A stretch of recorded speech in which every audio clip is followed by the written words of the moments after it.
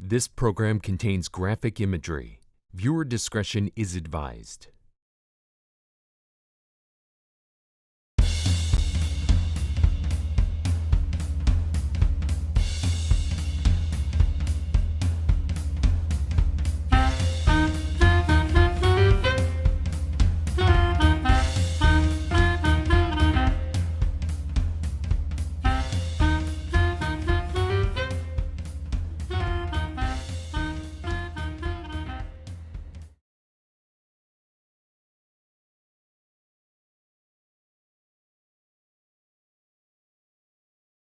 You know, when people hear the word prohibition, they think of names like Al Scarface Capone, Charles Lucky Luciano, Benjamin Bugsy Siegel, and they also think of cities like Chicago, New York, and Las Vegas.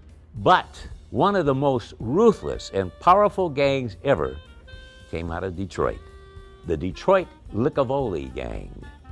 And they came down to my hometown of Toledo, Ohio in the early 1930s. And it was these names, Thomas Yanni Lickavoli, Joseph Wap English, and Jacob Fire Top Sulkin, that terrified Toledoans with a violence they had never ever experienced before. And the only one brave enough to come against them was a popular local bootlegger, Jack Kennedy. And Jack always came up with a way to outsmart the gang, and he didn't need a gun to do it.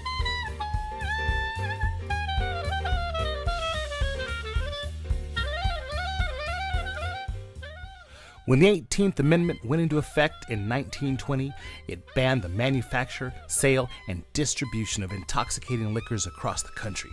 And instead of creating a perfect, upright society, Prohibition produced one of the most violent, crime-ridden periods in American history, and Detroit was at the heart of it. By this time, Michigan had been dry for years already because of the Damon Act, which prohibited alcohol beginning in 1917. As a result, they had a jump on the rest of the country when it came to rum running. Detroit's close proximity to both Canada and Ohio allowed bootleggers to produce and distribute alcohol with ease. Many bootleggers favored dart boats, mahogany speedboats, which easily outran law enforcement. The boats, made in Lima, Ohio, attracted investors in Toledo, and in 1928, the Dart Boat Company of Toledo was formed. Production came to a halt during the Great Depression, but today, original dart boat models are being recreated by Ramsey Brothers Restorations near downtown Toledo, not far from the original dart boat factory.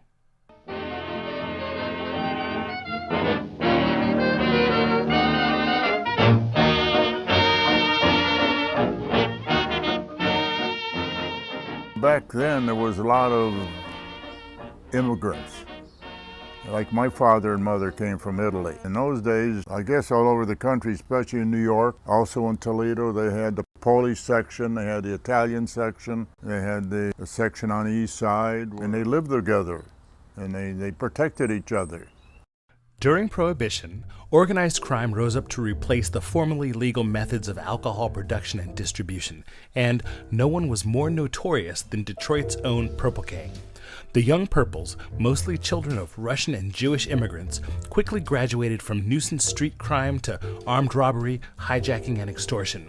The gang became notorious for its high-profile manner of operation and savagery in dealing with enemies.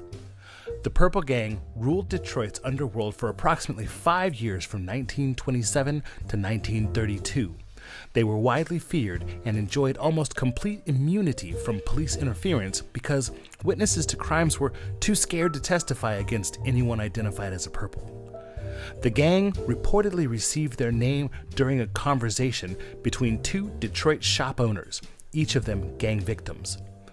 One made the comment, "These boys are not like other children of their age. They are tainted, off color. They're rotten, purple like the color of bad meat." Led by four brothers, Abe, Joe, Ray, and Izzy Bernstein, the Purple Gang preferred hijacking to rum running. Anyone landing liquor along the Detroit waterfront had to be armed and prepared to fight to the death. Even Al Capone, Chicago's most notorious gangster, mistrusted the gang and chose to use them to supply whiskey rather than battle them for Detroit territory. And it's been well quoted that Yanni Licavoli, associated with both the Purple Gang and the River Gang, had warned Capone away. Licavoli told Al Capone, stay the hell out of Detroit, and rumor has it he was the only one that ever lived to talk that way to Capone and get away with it. They knew each other, and there was common respect for each other's activities. Licavoli was well aware of Capone's activities out of Chicago, and Capone knew Licavoli's activities in Toledo and Detroit. His position was, he says, I don't mess with them. He says, them people have no rules. And so he wanted nothing to do with them. The Purple Gang began to dissolve in the early 1930s due to intergang strife and warfare. They murdered 3 of their own members, and this event, the Collingwood Manor Massacre, marked the downfall of the gang.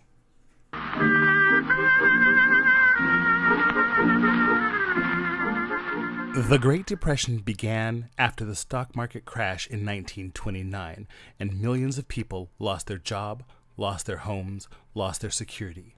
Ohioans were especially hurt, and Toledo was ravaged with 80% unemployment. During these dark times, families did what they needed to do to survive. A lot of this sort of the Depression's crisis is loaded on you. And if you can't make money, you are a failure. You are letting your family and your community down. That's devastating. So when you see someone like Dillinger, like Machine Gun Kelly, fighting back, taking money, the press sort of plays into it, plays up their largesse. At times they are brutal killers. They'll kill bystanders. There sometimes is a tisk-tisking, but boy, they look good by comparison, and somebody's not taking this lion down. You get Herbert Hoover saying, don't worry, happy days are going to happen again. Well, once you're 2, 3, 4 years in, that doesn't work so well anymore. You can only tell people that for so long before you build a real rage. As Prohibition gripped the nation and economic depression deepened, bootleggers, gamblers, and gangsters found refuge in Toledo, Ohio. It was well known throughout the Midwest that as long as they behaved themselves, Toledo didn't bother them. Toledo had a reputation of being sort of a more relaxed town. If you want to rob a bank, go over to Cleveland, rob them, come on back here. Don't rob within Toledo's borders. It was a wide-open town and embraced its speakeasies, illegal booze, and gambling.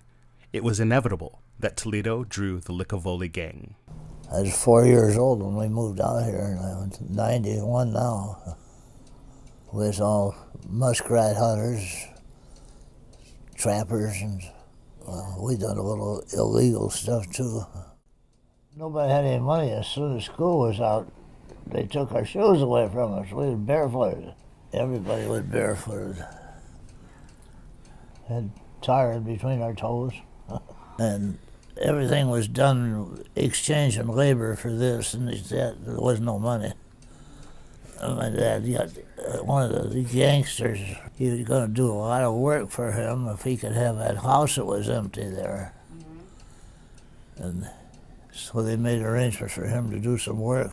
Anyhow, he got the house, and he made arrangements for the house mover to exchange labor for him for doing that, moving the house down there. It wasn't his house to give away. No. After it was all over with, and the house was on the foundation down there. She said, "What the hell did you do with my house? That was my house." He gave it away. Some guy come looking for it.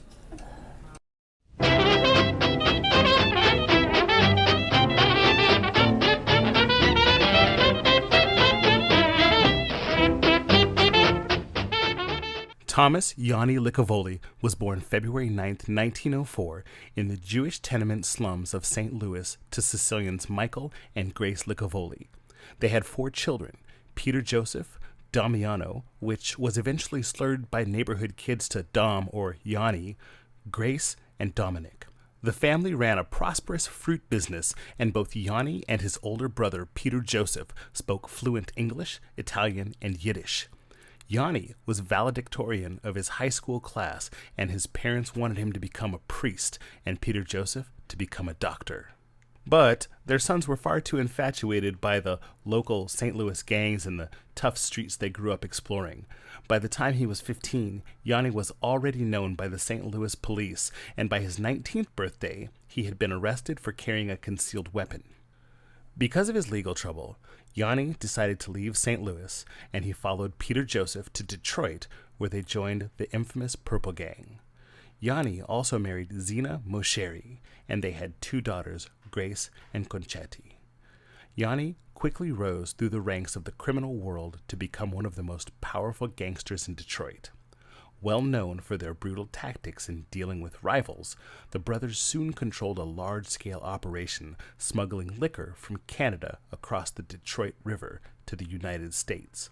But in 1927, Licavoli and his associate, Frank Camarada, were convicted on weapons charges in Windsor, Ontario, and served 3 years in a Canadian prison.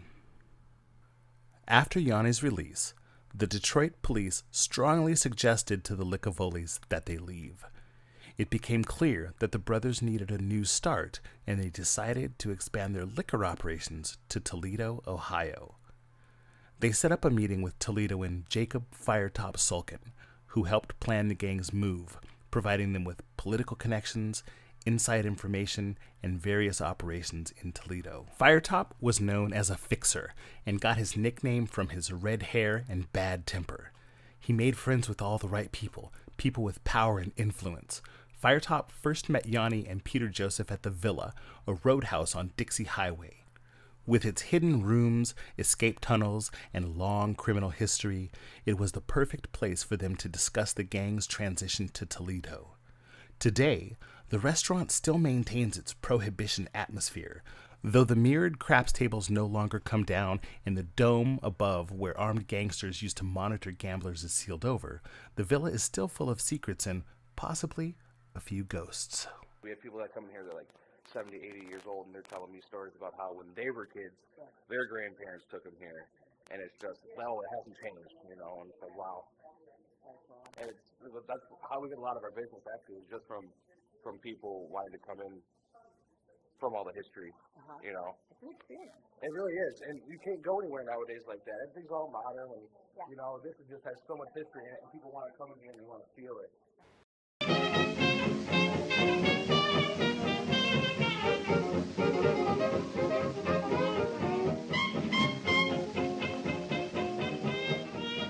When Yanni Licavoli came to Toledo, he brought his brother Peter Joseph, his cousin Jimmy Blackjack Licavoli, his brother-in-law Leo Mosheri, hitman John Mirabella, as well as Ralph Carcello, Russell Syracuse, Ernest LaSalle, and Johnny Ray.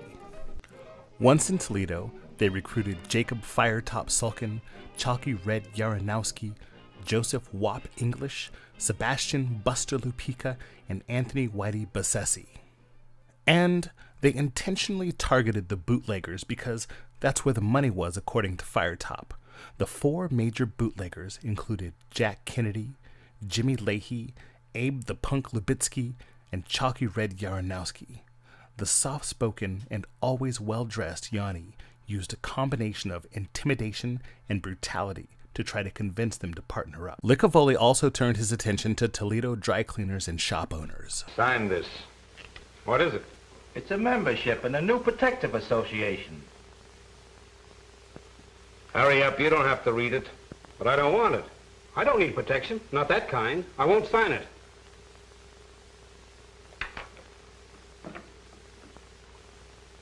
You would be surprised to know how high this could blow one of these joints. Put your name on that. He explained, I provide you with insurance against injury, death, or destruction. If you fail to buy it, one of these things is going to happen. Individual shop owners in the midst of the Depression couldn't absorb protection levies, and when they were unable or refused to pay protection money, their shops were bombed.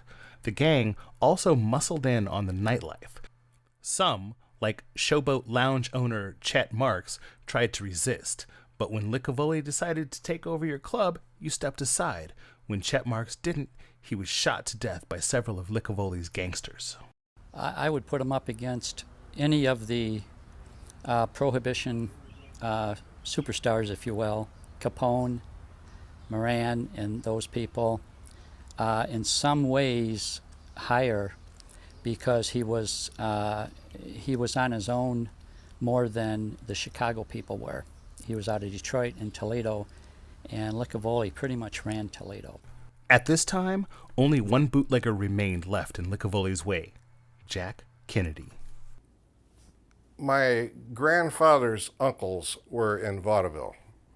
They sent him postcards all the time when he was a little guy, 5 years old and whatnot, and that inspired him. He wanted to get into the music business. So he was a piano prodigy at age 5, and he could only go so far in Zanesville, so he wanted to move to Toledo, which he did right around 1916.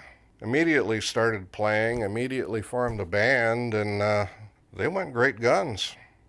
Playing Toledo, playing Boston, New York, and then my grandmother, Opal, managed the band. My grandfather was playing one of the clubs. I don't recall, or I wasn't told which club it was. He was on stage playing away, and my grandmother was sitting there watching as she did, and this very nicely dressed man approached her. She didn't know who he was. He asked her if she had any protection for the cash box. He said, you do need protection for that cash box. And he reached his suit jacket and he pulled out this 38 caliber revolver. My grandmother was a very small little lady, 4'8". I'm sure when he saw her with that bundle of money, he was probably thinking, yeah, she needs something to protect her. But we can't help but wonder where this came from. Where did that come from? How did he acquire that gun? He must have had a little bit of a soft spot there for some reason.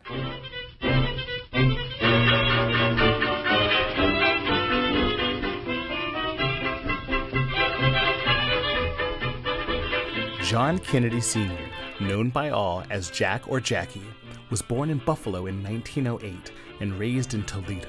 He attended St. Mary's Grade School and then Central Catholic High School, where he dropped out at 15, preferring to hang out instead at his uncle's saloon, the Soldier and Sailors Club. Not a lot is known about Jack's early years, but he has been described as a natural athlete, someone who was competitive, physical, and liked a good fight. The Irish bootlegger was also known for his dark, good looks and ability to read people. At 19, Jack met and married Winifred Andres, and a year later, they welcomed their only child, Jack Jr. With a family to support, Jack returned to the bar business and opened the Studio Club. It became the popular place to be seen, and Jack's charm and easygoing nature won him many important friends, including politicians, policemen, and newspaper people. While police cracked down and continually raided Licavoli's clubs, Jack's popular Studio Club thrived. He sold his beer for only 15 cents a glass compared to Yanni's 25 cents a glass, and Jack was always warned before raids, giving them time to stash the alcohol and replace it with sparkling water. Meanwhile, Yanni's Golden Rose Supper Club shut down and he didn't know who to blame. His attention turned to Kennedy, whose Studio Club ran as wide open as the merry-go-round at Walbridge Park. And I think he was a hero to people because he didn't use the guns maybe as much as other people, and he had a legitimate business. He had a business where a lot of people went to. But along with its success came a heavy strain on Jack's marriage due to late-night work hours, rumors of liaisons, and fear that his wife and baby were in danger because of threats from the Licavoli gang. After 2 years, he and Winnie divorced. I visited Jack often at his house, and he had a lot of pictures of his father, pictures much like this one I have here, and he would look through them, and it was just sort of a for me not to say anything at the time because he would concentrate on his dad. He missed his dad very much, you know, and but they were very similar. They almost looked alike, and Jack ended up being a great athlete in Toledo, and he was always involved. Jack Jr. was always involved in some type of bingo. We started the bingo games in Toledo, and so he had a little of his father in him. Yeah.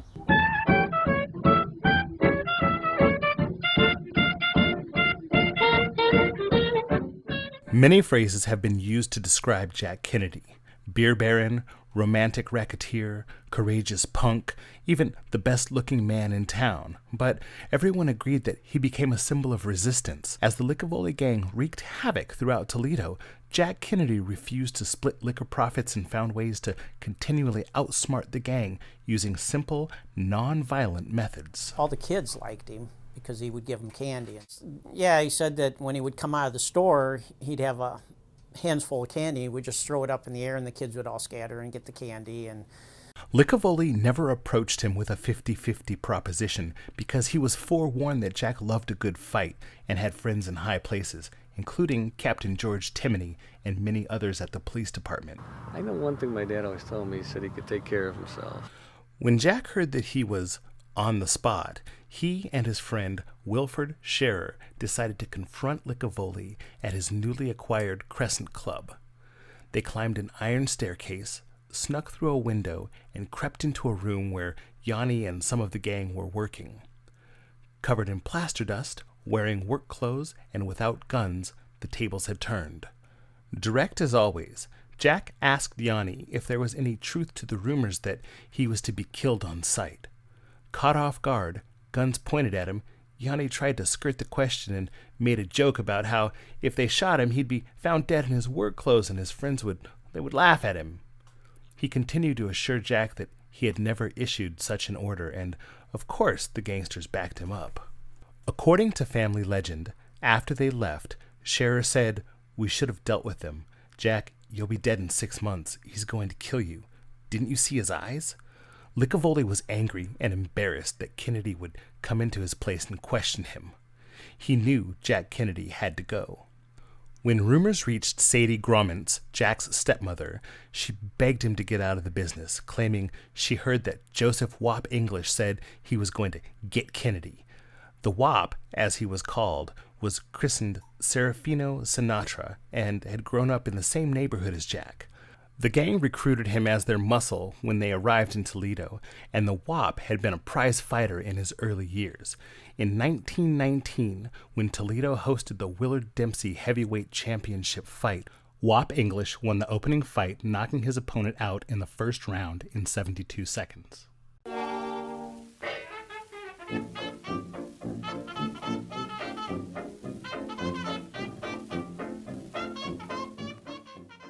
On the night of November 30th, 1932, Jack and his 22-year-old girlfriend Louise Bell went to a movie at the Paramount Theater. Afterwards, they decided to go to the Studio Club for a late dinner. On the way, while waiting at a red light at Superior and Jackson, a sedan pulled up. Machine guns protruded from the window, and it was approximately 11:40 p.m. when the gunman fired around 20 shots. At that moment, Kennedy was leaning forward to shift gears out of the line of fire. The bullets crashed through the rear side window and passed behind Jack's head, but Louise, who was leaned against the seat, was hit in the left temple. Dazed, Jack tried to stop the blood flowing from Louise's head, and stunned witnesses watched as she was rushed to St. Vincent's Hospital. She did not regain consciousness and died a few hours later. Not much else is known about Louise Bell other than she was from Louisville, Kentucky and lived at number 9 Jarvis Apartments. She had been living in Toledo for a year and was a manicurist. The police arrested Jack, mostly for his own safety, and held him in the safety building while they questioned him all night. Jack would not give any description of the gunman and said he would handle the matter himself. Police Chief Lewis Haas believed Jack knew the killers, even though he denied it. Louise Bell was laid to rest in Calvary Cemetery, and Jack swore he would have vengeance. After Luis's death, Jack went into a dark spiral. He vowed revenge and promised to drape Luis's grave with the body of her killer. He closed the studio club, which he later reopened as the Black Hawk Cafe, and Toledoans claimed he drove around the city with a sawed-off shotgun on his lap, hunting the Licavoli gang. At this point, Jack knew he was marked for death. According to a Blade article, an agent talked to Jackie in a hotel suite after the Bell murder. Jack said he was getting little sleep because he knew he was on the spot. He slept with a pistol under his pillow, and he was always on the alert. He said he didn't want to be mixed up with the police and would take care of the affair himself. The Bell murder stirred authorities into action. Toledo police cracked down on illegal stills in clubs, and a federal grand jury issued arrest warrants for Licavoli and his gang. But they were unable to be located. The police and prosecutor proved to be ineffectual and hindered by politicians. Frustrated by the lack of results, Toledoans turned to Fraser Reams. Known for his dashing good looks and honesty, his campaign, Clean Up Toledo, appealed to the citizens, and he was elected Lucas County prosecutor in 1932. He went to Vanderbilt Law School and got his degree and started to look around and practice law. His brother had moved to Toledo, Ohio as a surgeon and had a good job, good location, and Dad said, "I'd like to move up with you," and he said, "Fine, come on." So Dad moved up there and then he came up and interviewed for a job, and while he was still practicing down in Tennessee, and he got a job, and so then he switched and met there, and he met my mother at Epworth Church, and she was singing in the choir, and he was in charge of the Boy Scouts, and they met each other and got to know each other and got married. It worked. Determined to rid Toledo of the gangs, Reams ordered all slot machines out of the city, hoping to cut Licavoli's revenue and drive him elsewhere. He also ordered wiretaps on Ernest LaSalle and Firetop Sulkin, top members of the Licavoli gang. Many believed Reams had informed Jack about legal proceedings that were in the works to remove Licavoli and his gang from Toledo, and that Jack had testified before the secret grand jury.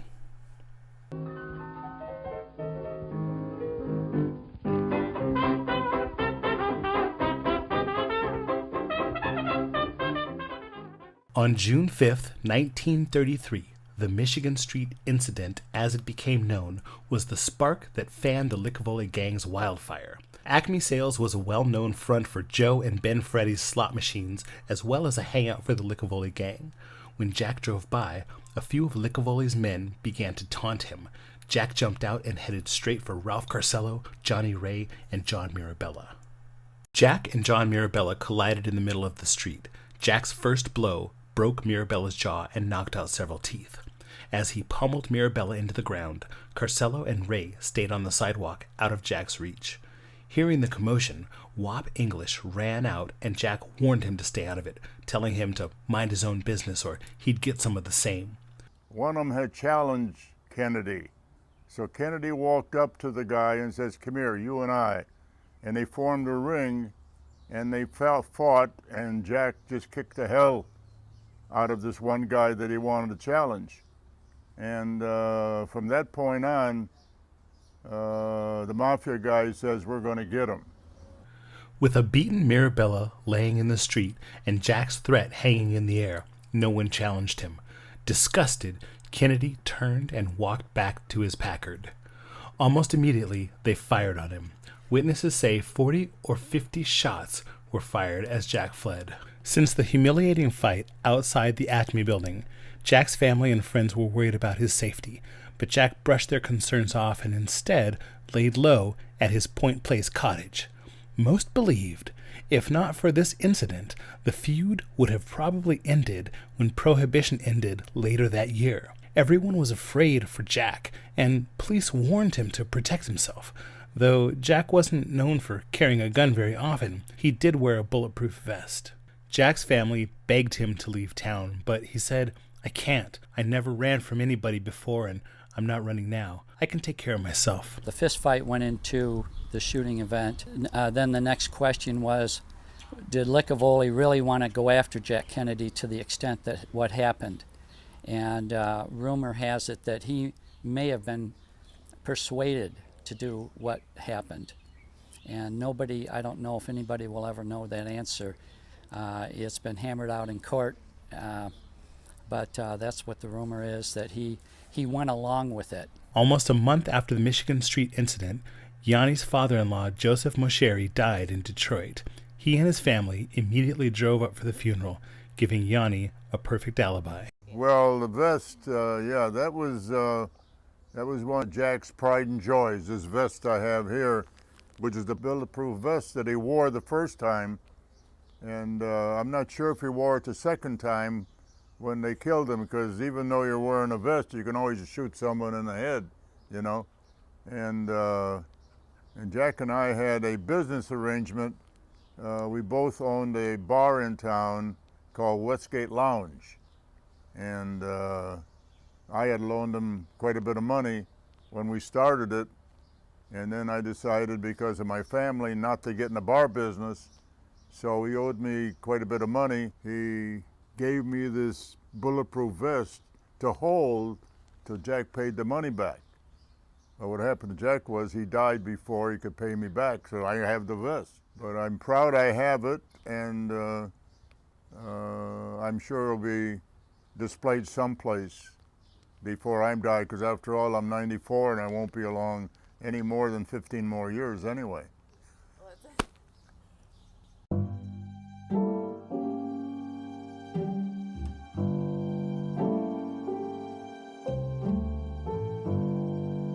On July 7th, 1933, Jack picked up his girlfriend, Audrey Rawls. She was a model and actress originally from Missouri who lived with her mother, Claire. Known for her good looks, Audrey entered local beauty pageants and even won second place in a Paramount Pictures talent search. She and Jack had met at his Black Hawk Cafe a few months earlier. That Friday afternoon, Jack and Audrey went for a swim in the Maumee Bay and then returned to his cottage for dinner. It was a beautiful evening, and around 8:30 p.m., they decided to walk down to the corner store to pick up a few things. Jack's bodyguard, Kenneth Francis, followed at a distance. Well, the story that the Detective magazine says is that he knew that Yanni Licavoli was kind of driving around out in that area, but he wasn't concerned about it. When they returned to the cottage, Audrey claimed the milk was sour, so they decided to walk back and get a new bottle. They headed back to the Edgewater grocery store, but this time without Kennedy's bodyguard. At approximately 9:40 p.m., at the corner of Edgewater Drive and 140th Street, Wop shoved Audrey out of the way and Mirabella pistol-whipped Jack twice in the face. As Jack balled his fist to fight back, the gangsters opened fire, shooting Jack approximately 12 times, killing him instantly. They ran to the getaway car, but then Wop English returned, fired a final shot, and spit on Jack's body. The two gunmen jumped into the getaway car, driven by Russell Syracuse. As they fled Point Place, they tossed their guns out the window. But both guns fell short of the Ottawa River and landed on its banks. Curious people began to gather around Jack's fallen body, and the police arrived late to the scene. Audrey was taken to the county jail for questioning and for her own protection. She was questioned almost 11 hours by detectives. Detective Carl Hartung said that she was cool and composed and did not break until she was told that she was going to be held in custody overnight. I think all Point Place was down there. There was a lot of people seen it that didn't say nothing. They're scared to death. They don't want to be no witnesses. Jack's body was taken to the Gaserowski Funeral Home, where coroner Frank Kreft performed a detailed autopsy with more than 20 people in the stuffy, overcrowded room. According to Kreft, almost every internal organ had been punctured by the bullets, and since one of Jack's hand was formed in a fist, he had started to fight back. The city was in a fury over the death of its hero. Hundreds had showed up to Jack's funeral at Calvary Cemetery, where he was buried not far from Louise Bell. After the funeral, Audrey was arrested under the orders of Fraser Reams for her own protection. During Reams's questioning, Audrey told an obviously rehearsed account of the shooting and continued to insist that she couldn't identify either shooter. Even when she viewed a lineup with Wap and Mirabella in it, she said she wasn't able to identify either. The general feeling is that she may have been implicated. We'll never know, but it was very suspicious. Her going back down to the store, and it was just something that if she set him up, it was a terrible deal. When he did get shot, there was no bodyguards or anything. Yeah. So. That's a question. So maybe that's the thing. He thought this was safe out here. So, which maybe leads more to the conclusion that the girl was part of it. Yeah, I mean, why would you do that? He went out with no gun. No, he had a bulletproof vest. Didn't have that on. Didn't take the bodyguard. It was dark. Yeah. I mean, I guess you didn't want to live your life in fear. I don't think he was that type of guy. He wanted to sit around what's around the next corner. I think that just wasn't his style to live scared. My father was in 3C camp, 1933. He was 18 years old, and he was asked to go to California, and they corresponded back in the day by letters. That was the only way to communicate, and she got word that John Kennedy was killed in Point Place. And if I can read that to you, did you read about Kennedy, the bootlegger, being on the spot? He was shot by gangsters Friday night at Point Place. They shot him full of bullets. They are holding Licavoli to make him tell what he knows. And that was all circumstantial, but they still went after Licavoli, and they knew he didn't do the shooting, but they knew he was responsible for it.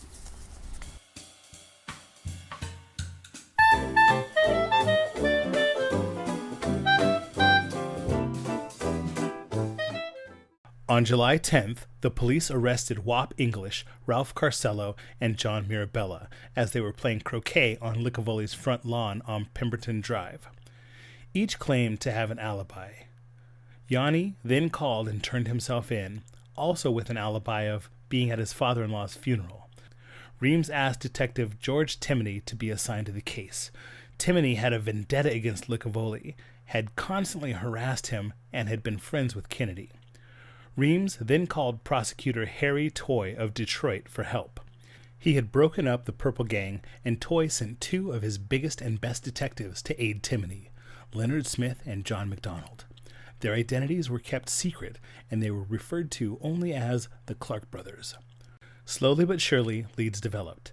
Several young boys, including Edward Vanderhorst, were playing along the Ottawa River when they found the .38 caliber revolver. Over the hill on the bank, the water was out. They hadn't gotten the water because they picked it up and shot it.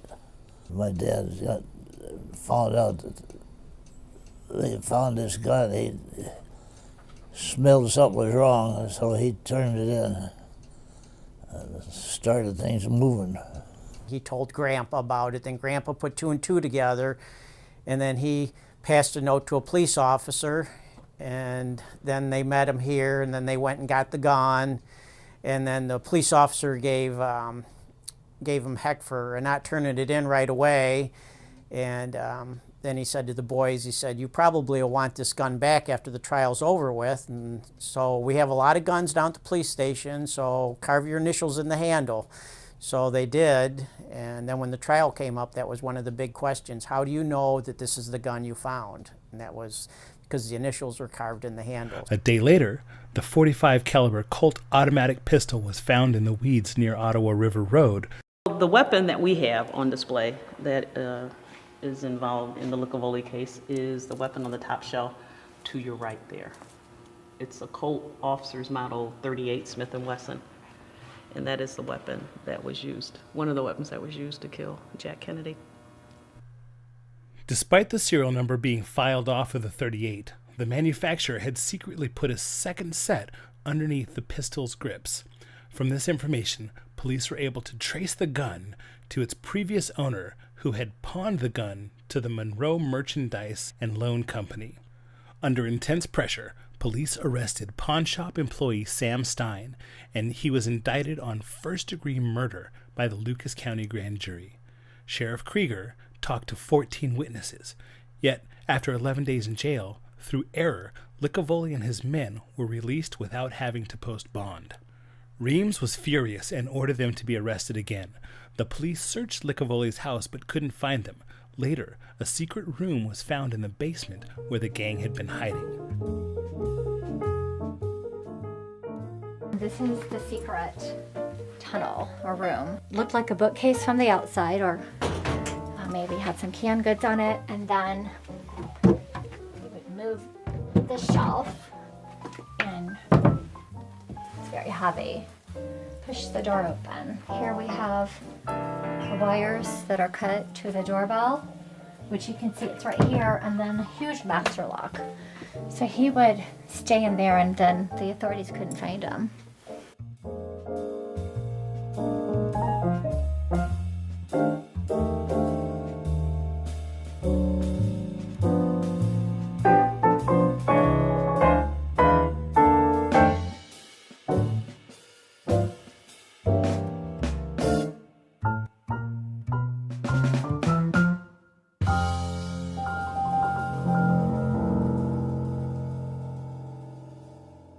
Sam Stein, the clerk at the pawn shop, was questioned by the Clark brothers from Detroit. The Clarks used any means necessary to get the information they needed, and Stein left the interrogation with bruised ribs and difficulty walking. After going through several stories, Stein finally admitted that he sold the .38 to Firetop Sulkin. Toledo residents reeled as charges were dropped against Stein and lodged against Firetop.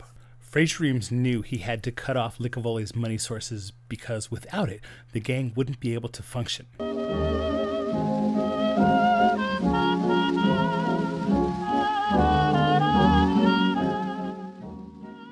As the investigation gained momentum, citizens began to see that Licavoli and his gang were not all powerful, and they began to fall apart. The pressure rested heavily on Frazier Reams' shoulders, and finally in August, Firetop Sulkin was indicted by the Lucas County grand jury for Jack's murder. He went through a vigorous round of questioning by the Clark brothers and then to a jail cell. 3 months later, he posted bail. In the meantime, eyewitnesses stepped forward. They went before the grand jury and identified Whop English, John Mirabella, and Russell Syracuse as the killers. Mirabella still had bandages around his head from his beating by Kennedy on Michigan Street, and the witnesses reported that. All three were promptly indicted. Since you're not around, how I wish you'd come back to me. Joseph Whop English faced trial first on November 8, 1933. Hundreds of people packed the courthouse. Frazier Reams brought in 2 assistant chiefs, Joel Reinfort and Arnold Bungie, to prepare the prosecution's case against English. Principal witnesses Robert Schwait and Harry Craig both testified they were sitting on the running board of a car at the murder scene talking when they saw a car stop. 2 men got out and followed Jack and Audrey. At the corner, Whop pushed Audrey aside, and then he and John Mirabella emptied their guns into Kennedy. A second car, also at the scene, was driven by Leo Moscheri. According to others, a third car also had patrolled the streets, and they had pinned Jack in from all sides. The trial only lasted 5 days, and English was convicted of first-degree murder in the killing of Jack Kennedy without a recommendation of mercy. When the verdict was announced, English fainted and had to be carried out of the courtroom. When he came to in the judge's chambers, English met privately with Frazier Reams and his team for almost an hour. People wondered if English ratted out Licavoli in the murder of Kennedy, trying to make a deal, but nothing discussed during the meeting was ever revealed. After the conviction, English was moved to the Ohio Penitentiary, where he waited to die in the electric chair. Then, on March 8, 1934, the Lucas County grand jury indicted Licavoli and his gang members for conspiracy to murder and first-degree murder per Frazier Reams' request.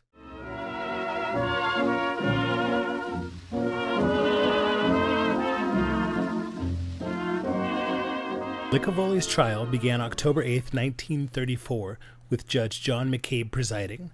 Licavoli chose former Toledo Mayor Cornell Schreiber and Elmer McClelland to defend him. The problem was how to connect Licavoli, the leader, to the actual murders.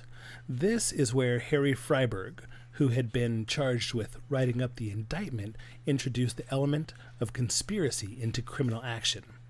Reams had used wiretaps on Firetop's phone for 15 months beginning January 1933, and the wiretap evidence showed conspiracy of the group. In conspiracy, the charge of one can be applied to all. But lawyers claimed that Ohio law at the time did not permit a charge of conspiracy in murder cases. However, Reams felt it would hold up in court. Licavoli's team believed that the jury would see that he couldn't be held responsible for the actions of a few members of his gang.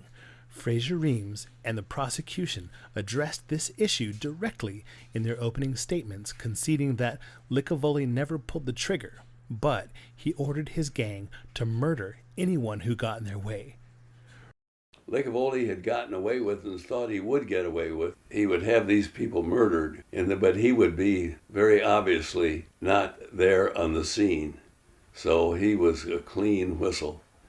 And then he wouldn't pull the trigger, but he would hire these other guys to pull the trigger. So Dad got him for a conspiracy, and it was a good idea, a good trial, and a good conviction. In his closing argument, Joel Reinfort said, Kennedy was killed because Licavoli was away and had a perfect alibi fixed up. The boss told his hirelings that they had missed Kennedy once before and that he was harassing them and to go get him while Licavoli was away. Kennedy was not a reputable businessman, but there was some spark in the man which restrained him from killing. There is not one shred of evidence that Kennedy had ever killed anyone. Through the sentencing or the guilty verdict, they told the girlfriend, the judge did, that in his eyes that she was just as guilty as the other guys, but they couldn't prove it because she set him up. Licavoli was found guilty of complicity and conspiracy in the 4 murders with a recommendation of mercy, and Judge McCabe sentenced him to life in prison.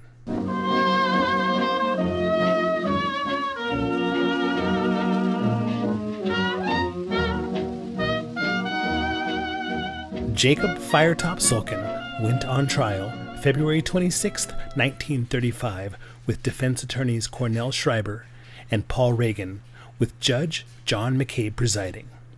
The wiretap on Firetop's phone resulted in a very incriminating quote. "Always take care of yourself first, never do a favor or fix for anybody for nothing, and find out how we get paid and get the cash up front."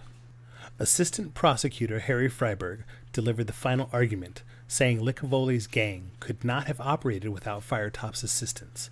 On March 22nd, the jury returned a verdict of guilty of murder in the first degree with no recommendation of mercy. But Firetop was a Toledoan with friends and supporters, and a petition was signed asking Governor Martin Davey to commute his sentence to life, which he did. This is, I think, 1930-something or other. I was born in 1934, so this happened to my mom before I was born, and she told me the story. So I hope I get it right. Anyway, she's working in a store for Mr. Elias Slyby. It's a candy store, ice cream parlor, and a roasted peanut place. And I believe it was on Erie Street, I'm not sure. And my mom was the sales lady there. And of course, people would come in to buy ice cream and roasted peanuts and candy. And ironically enough, the second floor of the candy store ice cream parlor was the headquarters of the Licavoli gang. Wouldn't you know it, my mom. So what happens, upstairs, the guys like ice cream. So they would come down to the ice cream parlor. My mom would be behind the counter, and usually it was Firetop. And Firetop Sulkin, they call him Firetop because he had a very bad temper and he had red hair. And he used to come down, and he was very nice, though, to my mom. And he'd always buy an ice cream cone from my mom, and they'd have a chat, and then he'd go back upstairs with the gang and do whatever it is that gangs do in the 1930s. And one day, Firetop came down, and there was a customer in there that my mother was waiting on, and he was rather rude in making advances toward my mom. My mom was a pretty attractive lady, and so Firetop listened to it. He didn't say anything at that time, and my mother managed to fend the gentleman off. But the another time, Firetop came down there, and that gentleman was back, and he was a bit more aggressive now, making advances with my mom. And Firetop knew that my mom was in a situation that was embarrassing for her, so he decided to step in. And he walked up to the guy and he said, "My name is Firetop Sulkin. I'm with the Licavoli gang. I'm right upstairs there. And I don't want to ever see you in this store again. And I don't want you ever making advances to this woman again. Because if you do, it'll be the end of your days." Well, sure enough, he never showed up again. And it has a happy ending. My mom didn't have to be troubled by that gentleman ever again. And I guess that's one nice story that you can tell about Firetop. And I may be the only one that could have a nice story about Firetop. But that's what my mom told me.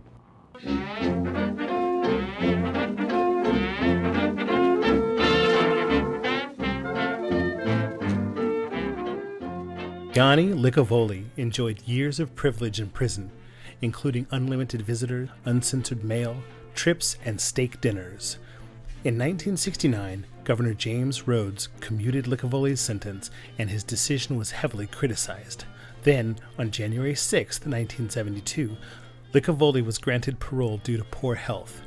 He left the Ohio Penitentiary and lived with his wife and daughter in Gahanna, a suburb of Columbus.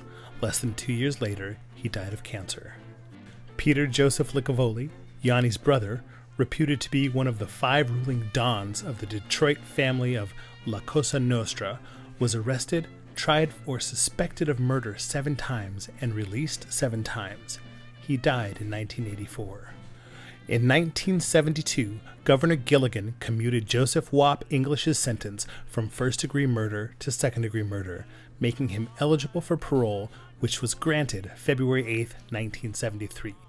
With no recommendation of mercy, Firetop was scheduled to die in the electric chair, but with petitions signed by Toledo residents on his behalf, Governor Martin Davey commuted Firetop's sentence to life in prison, and he was eventually granted parole July 9, 1965. John Mirabella, Licavoli's hitman, and Russell Syracuse, the getaway driver, both disappeared after the 1934 indictments. Eventually, Ralph Carcello, Ernest LaSalle, and Johnny Ray were granted parole. Leo Lips Mosheri, Zena's brother, served 5 years in the Ohio Penitentiary. He later disappeared and was believed to have been murdered by an alliance trying to take over the Cleveland Rackets. After ridding Toledo of the infamous Licavoli gang, Fraser Reams and his staff would mold the prosecutor's office for the next 30 years. Known as an independent but a brilliant political maverick, Reams served 2 terms in the House of Representatives, always believing in the interest of Toledo, was one of the founding directors of Toledo's Port Authority. And Audrey Rawls, the 19-year-old beauty queen, filed a lawsuit for false imprisonment, claiming she was in jail against her will and that she had suffered mental pain and anguish. After the trials, and winning her lawsuit against the city of Toledo, Audrey quietly left, and records show that she and her mother Claire moved to Houston, Texas. Audrey, or Mary as she also went by, died September 5, 1982, of a heart attack. She and Claire are both buried at Forest Park Westheimer Cemetery in Houston. Many Toledoans believe she hadn't divulged everything she knew about Jack Kennedy's murder, and that she had helped set him up. We may never know what really happened on July the 7th, 1933, and whether Jack Kennedy was set up. But we do know that once Yanni Licavoli and his gang went to prison, well, Toledo could breathe again. People didn't have to worry about walking down the street and getting caught in gang crossfire. And shop owners, they weren't forced to pay money they couldn't afford for protection. So thanks to Fraser Reams and his team, and a different attitude in Toledo. The Licavoli reign of terror had ended. Well, the Depression still hung heavy, but Prohibition had been repealed on December the 5th, 1933. That's just about 6 months after Jack was murdered. Beer and liquor, well, they were all legal again, and gambling came back. But that's a whole other story.